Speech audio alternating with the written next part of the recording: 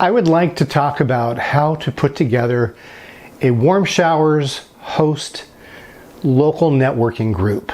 I'm Ken Francis and I am a bike rider. I have been riding my bicycle and touring since I was a teenager, and I really fell in love with the sport. My bicycle was kind of my ticket out of my house and into the world. And as I was doing my early bike rides in the 1980s, many people opened their doors for me and took me in. And some of these people I'm still in contact with today, and I consider them part of my family. And this is the reason why I got involved with Warmshowers. And warmshowers.org is a great organization. I've been a user for about 11 years now. I both tour and am a guest, and I also host here on the Pacific Coast Route in Long Beach, California. I volunteered for a couple years, and I also sat on the Warmshowers board for 5 years. At the moment, I'm getting ready to go on my next 3-week tour, and I'm working on lining up hosts for that trip. A couple months ago, I did a Bike Life podcast with a couple other local hosts in the area, and I will put the link to that in the comment section of this video. I started a Facebook group about 8 years ago, including local hosts. So there are several advantages of having a Warmshowers hosting group. For one thing is, if somebody contacts you and asks to stay for a night and you're not available, you know who the active local hosts are. And I say active because a lot of local hosts in your area might not be active, but you know who the local active hosts are, you know them personally, and you can make the referral to the cyclist.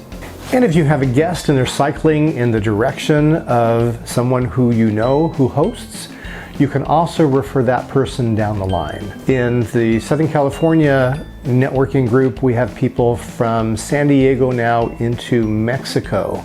So we can really help people with safe passage through this busy metropolitan area.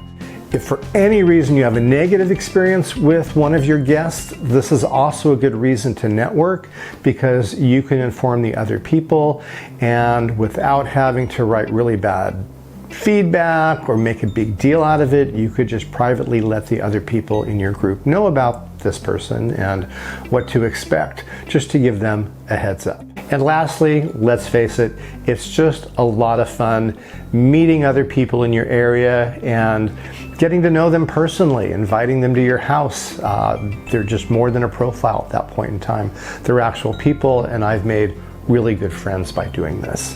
So where do you start? I started first by picking a date. Had to figure out, when did we want to open our house up to other local hosts, and set that date and then move forward from that point. And then I looked at the Warmshowers website and opened up the map for my area. And I looked around at all the different hosts, and I sent each of them a message through the website. And the message was pretty much cut and paste. I had one message basically saying, you know, we host here in Long Beach, we'd love to meet other hosts. This is the day that we've picked to have a potluck barbecue, and we would love to have you attend. Please let us know if you're available. And the hosts that didn't have a high response rate, those people generally didn't respond, which means that my message just kind of reduced their response rate that much further, which is a good way of communicating to other bicyclists that this person might not be a good resource and looking for somewhere to stay, especially if you're looking in desperation, as a lot of people do when they come through this busy city. After looking at who was in the immediate area here, I was looking at like who is a day's ride away, who is 2 days ride away. And yes, in this area within Los Angeles and San Diego, there's probably 200 or 300 hosts. So we did not contact everybody. But like I said, I looked for who were the people on the busy routes and who were the people that had the high response rates. And I sent the email out, and I got some responses with people saying, sounds like a wonderful experience. Not available that weekend, but maybe another time, please keep us in mind. Other people didn't respond, and then we had the people that responded saying this is an excellent idea, we would love to show up. So that's pretty much how we put it together. And then I started a Facebook group called Southern California Area Warmshowers Hosts. And after meeting the people, I invited the people into the Facebook group. So this is probably our primary means of communication with each other. We don't have to necessarily message each other individually, because if we say something on the main site, most of the people in the group are Facebook users, so that is the best means that we have for communicating. And granted, not everybody's a Facebook user, and some of these people that I've met, I have their phone number and I can text them just as easily or easier than going on the website and trying to communicate with them. So we've been doing the barbecues here in Long Beach for, like I said, about 8 years now, and about one a year. During the pandemic, I think we skipped a year or two, but for the most part, it's time now to look at my calendar and set a date for the next one. And one of the fun and joyous things about these get-togethers is asking everybody to come and bring their guest book, if they have a photo album, if they collect stickers from cyclists. Some cyclists will give you stickers or patches. If you have a map that you have everybody put a pin where they're from. Everybody has something unique that they do as a host, and they bring that and they share.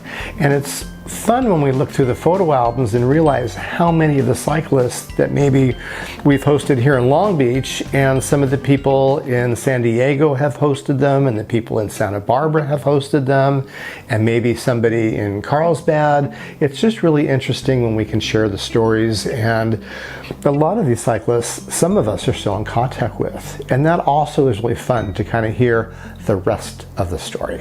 I was fortunate enough in Germany to be invited in a bicycle festival, which included I think about 8 to 12 Warmshowers hosts, and I have another video of that I can link in the chat as well. So I know that my group is not the only one, and I would totally encourage other people to go out there, especially if you are in a busy city on a busy route like we are, or the opposite. If you're kind of in a rural area that might be on a semi-busy route where there's not really a lot of other people around, you know, what you might want to do is look and see who the next host on the route is, because maybe that's the person who is going to be sending the cyclist your way, or vice versa. And start looking at other local people, you know, not necessarily in your city, but a couple cities out, who would be a really good resource to network with. And like I said, it's a lot of fun. And just want to wrap up that I just am so grateful for the friends that I've met doing this, because hosting can feel kind of isolative sometimes, especially if you're on a busy route and you just get bombarded with request after request. Not getting burned out is a key here. So we don't want anybody to get burned out. We want everybody to enjoy the experience. We want the guests to enjoy being hosted, and we want the host to enjoy the experience with the cyclists. And when we can kind of come together and we know that there's other people in the community doing it, it just really makes it a lot more fun. And like I said, I'm really grateful for the friendships that I've made in this process. So please, if you haven't considered putting together a Warmshowers hosting group, try these suggestions and leave me a comment. Let me know how that goes, okay? Well, I'm Ken Francis, and like I said, I'm packing for my next trip because I'm leaving in 3 days. Anyway, thank you for watching, and I will see you down the road.